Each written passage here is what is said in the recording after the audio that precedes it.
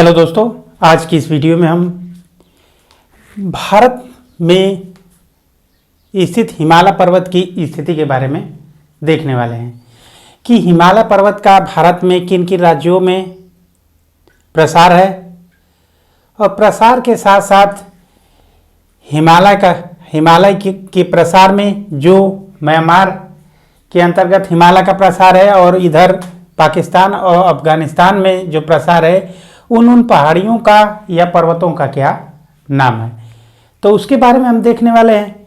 तो चलिए बस मात्र इसमें हिमालय की चोटियों के बारे में ना चर्चा करते हुए बस हिमालय के प्रसार के बारे में देखेंगे।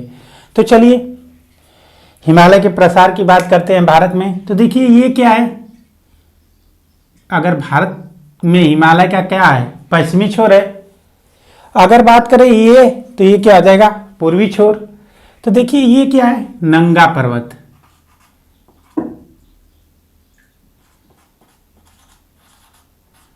नंगा पर्वत ये क्या है, नामचा बरवा पर्वत। नामचा बरवा पर्वत, देखिए ये जो नामचा बरवा पर्वत है ये तिब्बत के अंतर्गत स्थित है। और वहीं बात करें नंगा पर्वत तो ये भारत का जो केंद्र शासित प्रदेश जम्मू कश्मीर है, तो जम्मू कश्मीर के अंतर्गत ये नंगा पर्वत स्थित है। तो अगर भारत में हिमालय की स्थिति की बात करें या प्रसार की बात करें तो नंगा पर्वत से लेकर नामचा बरवा पर्वत तक भारत में हिमालय पर्वत का प्रसार है। अगर हम नंगा पर्वत से नामचा बरवा पर्वत तक की अगर दूरी की बात करें तो लगभग दूरी 2500 किलोमीटर है, 2500 किमी है। देखिए यहां से यहां तक दूरी कितनी हो गई, 2500 किलोमीटर। अगर हिमालय पर्वत के क्षेत्रफल की अगर बात करें भारत में तो क्षेत्रफल कितना है, 5 लाख वर्ग किलोमीटर। उसके बाद में इसकी लंबाई कितनी हो गई, 2500, और क्षेत्रफल कितना हो गया, 5 लाख वर्ग किलोमीटर। अगर हिमालय पर्वत की भारत में आकृति की बात करी जाए तो देखिए भारत में कैसा आकार है। अब देखिए ये कैसा आकार है, धनुषकोडी है, इसलिए आकार कैसा है, धनुष कोडी आकार का है, या इसी को क्या कहते हैं, आर्क कहते हैं। आर्क को ही क्या हिंदी में क्या कहते हैं, चाप कहा जाता है। तो उसके बाद में देखिए इसके लंबाई, क्षेत्रफल और इसके आकार के बारे में हम देख चुके हैं। और इसका प्रसार किन किन पर्वतों के बीच में है, तो भारत में जो जम्मू कश्मीर केंद्र शासित राज्य है वहां पे नंगा पर्वत, और उसके बाद में उस साइड में क्या है, नामचा बरवा पर्वत। उसके बाद में देखिए हिमालय के अगर उत्तरी साइड में अगर बात करें तो इस साइड में कौन सा क्षेत्र है, तिब्बत क्षेत्र है। तिब्बत के बाद ये चाइना में अगर बात करें तो क्यूनूल पर्वत श्रेणियां है। कौन सी, क्यूनूल पर्वत श्रेणियां है। इस साइड में देखिए पर्वत श्रेणियां है। उसके बाद में अब हिमालय के पूर्वी और पश्चिमी साइड में अगर बात करें तो देखिए ये पश्चिमी साइड में हिमालय की क्या है, चौड़ाई अधिक है। वहीं अगर पूर्वी साइड में बात करें तो हिमालय की जो पर्वत श्रेणियां हैं उसकी चौड़ाई क्या है, संकरी होती चली गई है।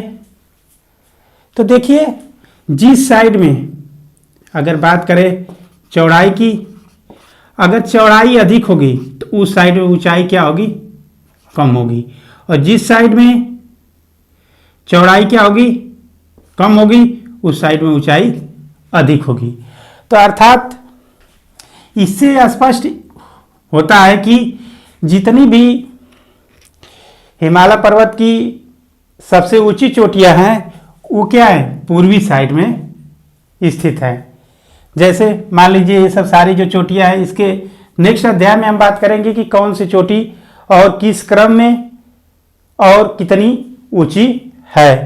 तो चलिए इसमें बस हम लोकेशन की बात करेंगे तो देखिए यहाँ से आपको एक कंसेप्ट मिल गया कि जिस साइड में चौड़ाई क्या होगी, अधिक होगी, उस साइड में हिमालय की ऊंचाई क्या होगी, कम होगी। तो देखिए इस साइड में चौड़ाई क्या है, अधिक है, और इस साइड में चौड़ाई क्या है, कम है। अर्थात जैसे जैसे आप पूर्व की साइड में चलते चले जाएंगे वैसे वैसे हिमालय की जो पर्वत श्रेणियाँ होंगी उसकी ऊंचाई क्या होगी, बढ़ती चली जाएगी। उसके बाद में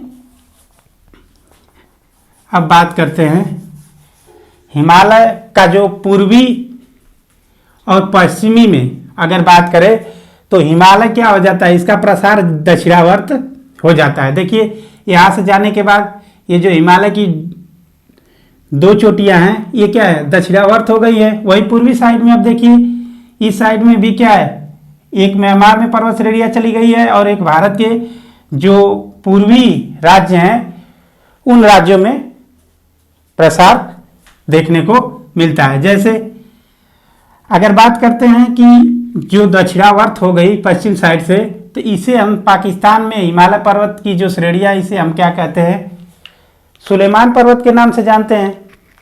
हिमालय वाले इसे क्या कहते हैं, सुलेमान पर्वत।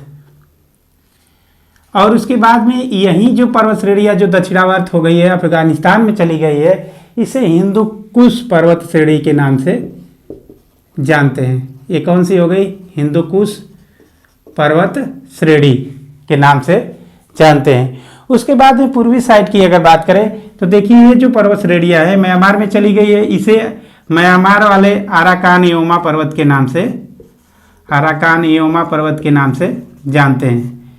उसके बाद में देखिए जो दूसरी पर्वत श्रेणियां हैं जो भारत के कुछ राज्यों में फैली हुई है, जैसे मिजोरम में जो पर्वत श्रेणियां उसे हम क्या कहते हैं, मिजो की पहाड़ी।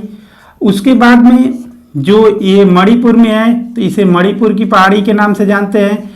और उसके बाद में जो नागालैंड में पहाड़ियाँ फैली हुई है उसे नागा पहाड़ी के नाम से जानते हैं। और उसके बाद में जो अरुणाचल प्रदेश में स्थित पर्वत श्रेणियाँ हैं उसे पटकोई बूम पर्वत श्रेणी के नाम से, पटकोई बूम पर्वत श्रेणी के नाम से जानते हैं। तो देखिए ये हुई हिमालय पर्वत के जो भारत में प्रसार है और भारत में किन किन नामों से पहाड़ियों को जाना जाता है उसके बारे में हम देख चुके हैं। तो दोस्तों आप नेक्स्ट वीडियो में हम जो हिमालय पर्वत की जो प्रमुख पर्वत श्रेणियाँ हैं, पर्वत श्रेणियाँ और हिमालय का जो विभाजन है, पहला नदियों के आधार पर विभाजन और पर्वत श्रेणियों के ऊंचाइयों के अनुसार विभाजन के बारे में अब अगली वीडियो में देखेंगे। दोस्तों ये वीडियो कैसी लगी, अगर वीडियो अच्छी लगी तो आप हमारे चैनल को लाइक, सब्सक्राइब और शेयर करना न भूलें।